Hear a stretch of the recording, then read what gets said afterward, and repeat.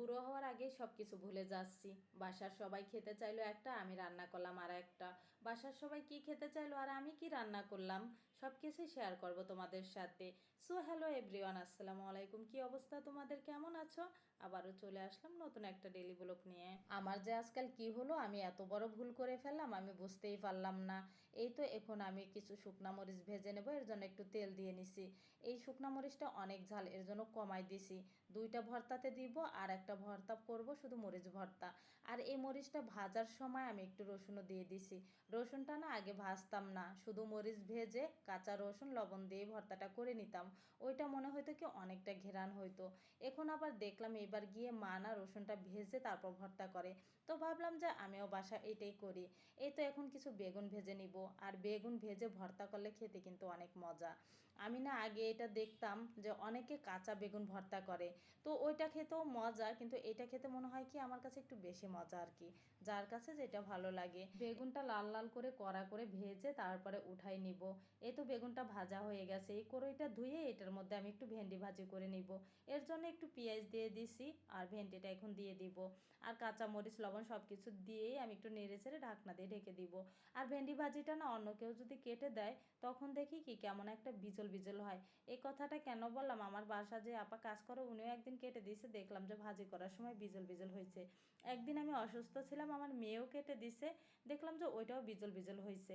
কিন্তু আমি কাটলে না এটা হয় না, বুঝি না রে ভাই কি। মিষ্টি কুমড়া ভাজিটাও বসাই দিছে, এটার মধ্যে পেঁয়াজ কাঁচা মরিচ স্বাদ মতো লবণ আর একটু চিনি দিয়ে দিব। আর চিনিটা দিলে না আমার কাছে মনে হয় কি মিষ্টি মিষ্টি একটু লাগে, খেতে ভালো লাগে। আর মাঝের মধ্যে আমি চিংড়ি মাছ দিয়েও ভাজি করি। আগে দেখতাম কি গ্রামে যখন খেতাম মিষ্টি কুমড়াগুলো না অনেক মিষ্টি হতো, ঢাকাতে ওরকম দেখি মিষ্টি হয় না, এর জন্য আমি একটু চিনি দিয়ে দিই। আর এখন এই শিলপাটা আমি কাঁচামরিচটাও বেটে ভর্তা করে নিব। অনেক কিছুই তো বলা হলো তাই না, এবার তো কি ভুলে গেলাম সেটাই শেয়ার করব।